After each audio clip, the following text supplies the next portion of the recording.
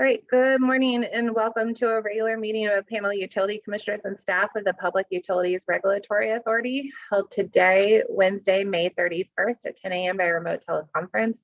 My name is Chairman Marissa Gillette. I'm joined virtually today by my colleagues, the Vice Chairman Jack Bukowski and Commissioner Michael Karen.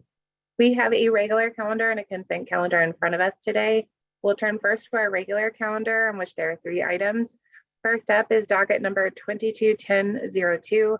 The annual allocation of public educational and governmental programming and education technology investment account pursuant to Connecticut General Statutes section 16-331 CC. And we're going to turn to Authority Attorney Jim Riley for a presentation of today's decision for the panel's consideration, please.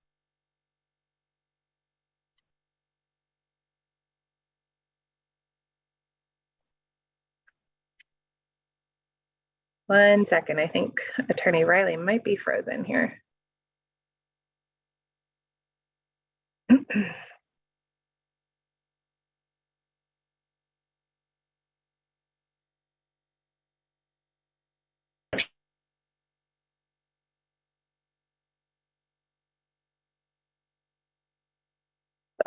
Okay, let's see if we can get Mr. Riley to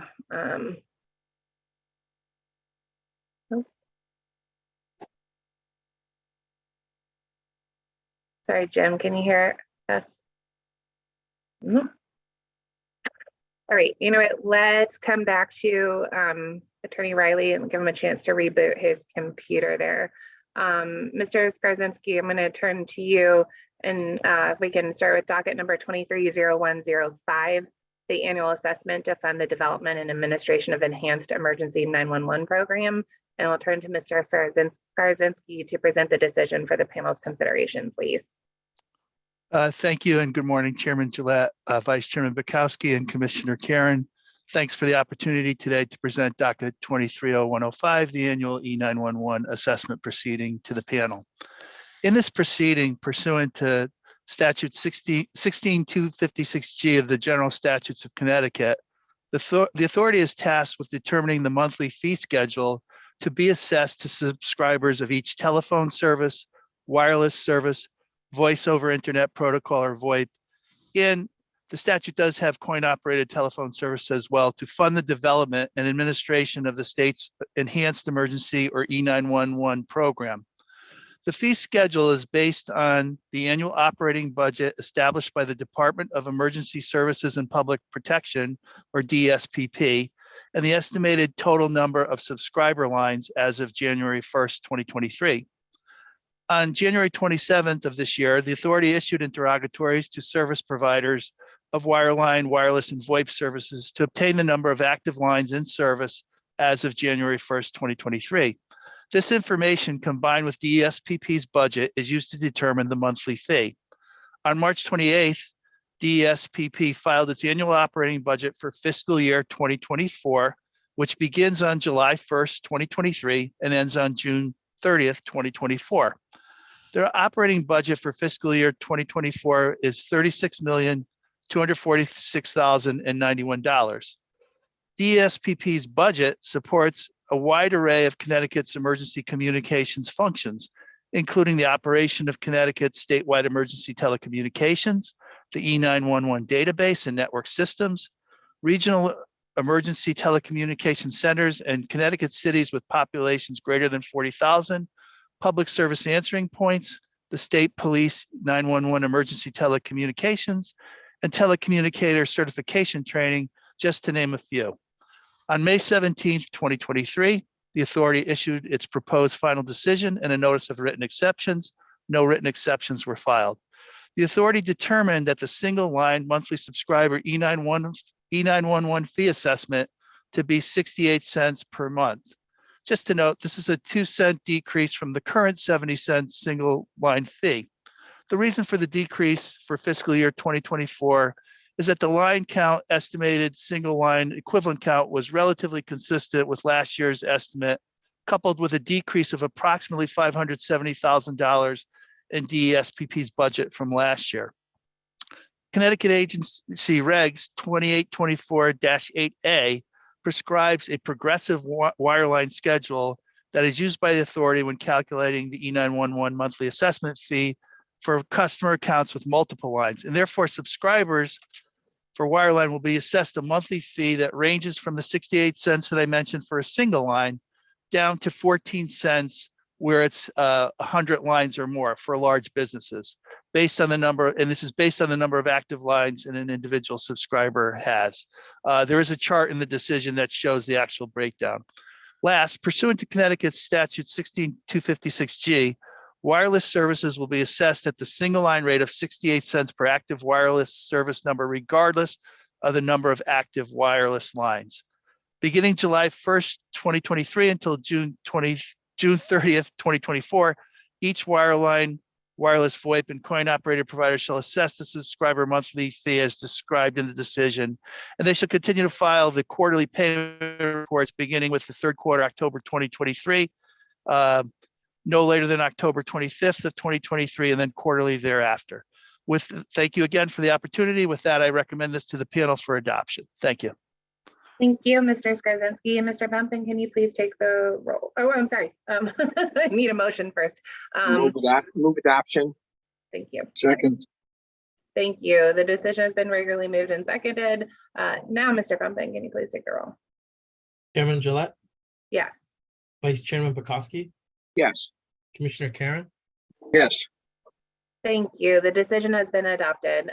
Let's turn back to docket number 22-1002. Attorney Riley, please.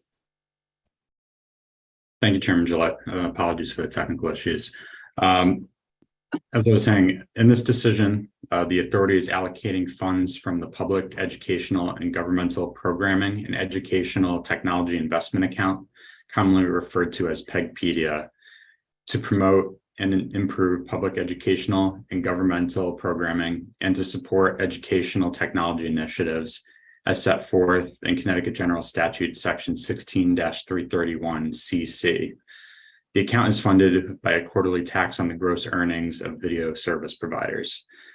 And this year, the authority will be distributing more than $7.1 million in available funds to 89 eligible applicants. Of that total, over $3 million will be distributed to 31 applicants for public, educational, and governmental programming and studios, while about $4 million will be distributed to 58 applicants to support education technology initiatives. Finally, due to the significant increase in PEGpedia funds this year, the authority will retain a little over $500,000 in the fund to ensure there is a healthy balance to distribute to next year's applicants. Thank you, and authority staff recommends adopting this final decision. Thank you. Thank you. Is there a motion? I move adoption. And second. Thank you. The decision has been regularly moved and seconded. There are no questions or comments, so I'll ask Mr. Bumpin to please take the roll. Chairman Gillette, Yes. Vice Chairman Pekoski, Yes. Commissioner Karen, Yes. Thank you. The decision has been adopted. The third item on today's regular calendar is docket number 230106, the annual community access support review. I'll turn to Attorney Church to present the decision for the panel's consideration, please. Good morning, everyone. In this decision, the authority calculates and sets the inflation-adjusted amount for community access report required pursuant to Connecticut General Statutes 331A, subsection K. The authority uses the Consumer Price Index, or CPI, for 2022 to determine the 2023 inflation-adjusted amounts of community access report support required from all multi-channel video programming distributors, or MVPDs. This docket was delegated to EOE up to the point of the proposed decision, at which time further authority staff reviewed the decision. The governing statute states that no later than June 1st of each year, the authority shall issue a decision adjusting the required community access support amount per subscriber to reflect changes in the CPI and notify each MVPD within a franchise area and each community access provider of the adjusted amount for the next calendar year. The authority may increase or decrease the per subscriber funding amount by not more than 40% of the amount as adjusted for inflation based on certain criteria. In this decision, the authority determined that the statutory amount for adjusted for inflation equaled $10.82, making the 40% plus or minus range between 649 and 1515. Adjusting last year's numbers, all but one of the subscriber amounts was within the range, and so it was adjusted appropriately. This year, the authority did not order any increase beyond the CPI and therefore did not engage in an analysis of the statutory criteria. The authority ordered the community access providers and advisory councils to file annual reports and the multi-channel video programming distributors to fund community access using the subscriber fees set forth by the authority. The authority staff recommends adoption of the decision to the panel, and thank you for your consideration. Thank you. Is there a motion? Move adoption. Second. Thank you. The decision has been regularly moved and seconded. And Mr. Bumpin, if you can please take the roll. Chairman Gillette, Yes. Vice Chairman Bukowski, Yes. Commissioner Karen, Yes. Thank you. The decision has been adopted. I will turn to the consent calendar in which there are 8 items, and I will seek a motion to adopt the consent calendar, please. Move adoption of today's consent calendar, items 1 through 8. I second it. Thank you. The consent calendar has been regularly moved and seconded. Mr. Bumpin, please take the roll. Chairman Gillette, Yes. Vice Chairman Bukowski, Yes. Commissioner Karen, Yes. Thank you. The consent calendar has been adopted in full. That brings us to the end of today's regular meeting agenda. We will adjourn. We will reconvene next Wednesday, June 7th at 10 a.m. by remote teleconference for our next regular meeting. Thank you and have a great rest of the day.